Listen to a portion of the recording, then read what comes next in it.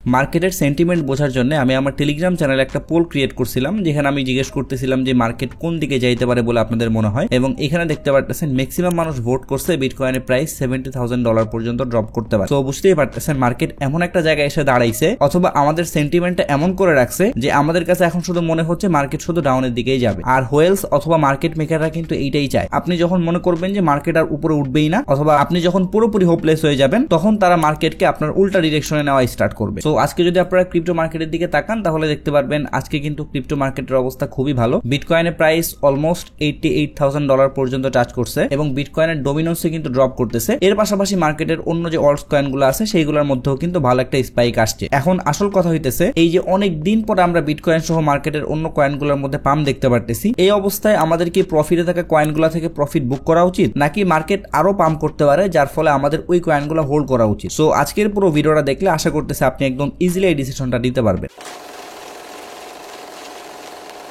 So এখানে দেখতে পারতেছেন কালকে ডোনাল্ড ট্রাম্প তার নিজের যে কয়েন আছে ট্রাম্প, সেটা নিয়ে একটা পোস্ট করছিল। যদিও এই পোস্টটা টুইটার অথবা ফেসবুক থেকে করা হয় নাই, এটা আলাদা একটা সোশ্যাল প্ল্যাটফর্ম থেকে করা হয়েছে। বাট এই পোস্টটা করার পরে ট্রাম্প কয়েনের মধ্যে কিন্তু ভালো একটা স্পাইক আসছে। এর পাশাপাশি মার্কেটের অন্য কয়েনগুলোর মধ্যেও কিন্তু আমরা ভালো একটা মুভমেন্ট দেখতে পারতেছি। যদিও ট্রাম্পের এই ধরনের পোস্ট আর আগের মতোই ভাবে ইফেক্টিভ হয় না, কারণ একটা জিনিস যখন একদম প্রথমে নিয়ে আসা হয় তখন ওই জিনিসের সব থেকে বেশি ইফেক্ট পড়ে। সো ডোনাল্ড ট্রাম্পের মিম কয়েনটা যখন প্রথমে আসছিল, তখন আমরা ওই কয়েনের মধ্যে যেভাবে র্যালি দেখতে পারছি, ওই রকম র্যালি হয়তো ছোটখাটো এরকম কোন পোস্টের মাধ্যমে দেখা যাবে না। হ্যাঁ, যদি ডোনাল্ড ট্রাম্প অফিসিয়ালি তার ট্রাম্প কয়েন নিয়ে কোন একটা বড় অ্যানাউন্সমেন্ট দেয়, সেই ক্ষেত্রে ট্রাম্প কয়েনের প্রাইস কিন্তু একদিনে আবার $100 পর্যন্ত টাচ করতে পারে। বাট এইটা চিন্তা করে কিন্তু অবশ্যই আমরা ট্রাম্প কয়েনের মধ্যে রিস্ক নিব না। ট্রাম্প থেকেও অনেক ভালো ভালো কয়েন আছে, আমরা সেগুলোর মধ্যে দরকার ইনভেস্ট করব। এরপরে আপনারা যদি ট্রাম্পের ওয়ার্ল্ড লিবার্টি ফাইন্যান্সের পোর্টফোলিওটা চেক করেন, তাহলে দেখতে পারবেন এখানে কিছু নতুন নতুন কয়েন আসছে। যেমন এখানে দেখতে পাচ্ছেন মুভ কয়েন অ্যাড হয়েছে $3.25 মিলিয়ন।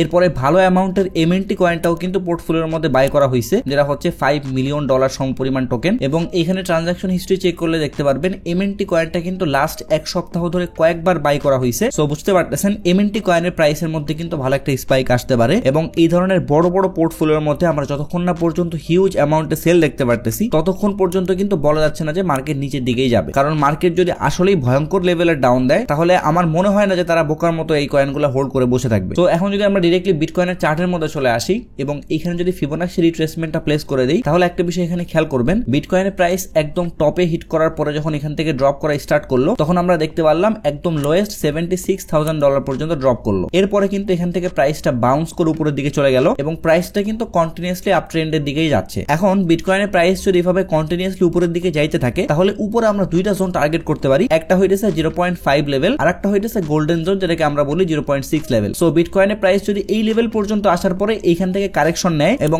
আবারও যদি বিটকয়েনের প্রাইসের মধ্যে এইভাবে হেভি সেলিং প্রেসার আসে, তাহলে কিন্তু চান্স আছে বিটকয়েনের প্রাইস $70,000 এর নিচে নামা। বাট যদি এই লেভেলটা ক্রস করার পরে এই গোল্ডেন জোনটাও ক্রস করে ফেলে উপরের দিক দিয়ে, তাহলে কিন্তু আমরা এগেইন বিটকয়েনের প্রাইসকে $1,00,000 উপরে দেখতে পারবো। সো এখন আপনারা এই দুইটা লেভেল টার্গেট করে রাখেন, একটা হইতেছে $93,000 আর একটা হইতেছে $96,000। সো যখন বিটকয়েনের প্রাইস এই দুইটা জোনের মধ্যে ঢুকবে, তখন ট্রাই করবেন আপনাদের যে প্রফিট আছে ওই প্রফিট গুলা ফুললি বুক না করলেও পার্শিয়াল একটা অ্যামাউন্ট বুক করে রাখবেন। কারণ ফিবোনাক্সি রিট্রেসমেন্টের ক্ষেত্রে এই 0.5 অথবা 0.6 লেভেলটা ম্যাক্সিমাম টাইম খুবই স্ট্রং সাপোর্ট অথবা রেজিস্ট্যান্স লেভেল হিসেবে কাজ করে। সো এই হিসাবে বুঝতে পারতেছেন আপনার বর্তমানে যে প্রফিট শো করতেছে, আপনি যদি একটু লং টাইম চিন্তা করেন, অর্থাৎ আমি বর্তমানে উইকলি টাইম ফ্রেমের মধ্যে আসি, সো আপনি যদি সামনে এক মাসের মতো টার্গেট রাখেন, তাহলে আশা করতেছি আপনি বিটকয়েনের প্রাইস এই লেভেলের মধ্যে পেয়ে যাবেন। তখন কিন্তু আপনি চাইলে প্রফিট বুক করার প্ল্যানিং করতে পারেন। আবার আমরা যদি এখানে দুইটা ট্রেন্ড লাইন নিয়ে আসি এবং এই দুইটা ট্রেন্ড লাইন যদি আসলে রেসপেক্ট করে, তাহলে বিটকয়েনের প্রাইস কিন্তু এগেইন তার অল টাইম হাই ক্রস করে এইরকম একটা লেভেল পর্যন্ত আসার কথা। কারণ একটা ট্রেন্ড লাইন তখনই পারফেক্টলি হয় যখনই ওই ট্রেন্ড লাইনের 3টা পয়েন্ট থেকে কোন একটা কয়েনের প্রাইস সাপোর্ট পাবে, অথবা ওই ট্রেন্ড লাইনের 3টা পয়েন্ট থেকে ওই কয়েনের প্রাইস নিচের দিকে আসবে। তার মানে